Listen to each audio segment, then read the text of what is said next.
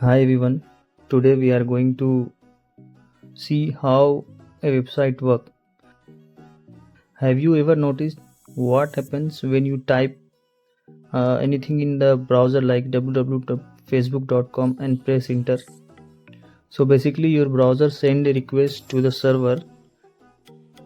It's like asking the server, hey, can you send me the website?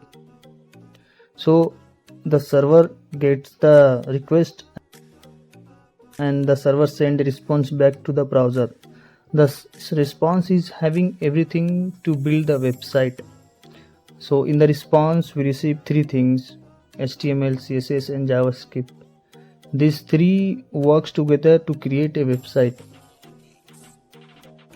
So first the browser reads the HTML. HTML gives the basic structure like the skeleton of the page, and then the browser applies the CSS.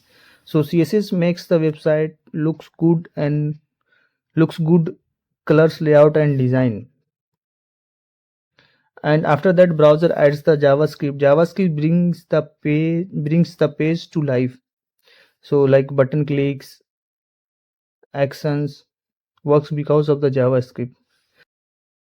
So finally browsers paints the web page, and that's the page you see on your screen.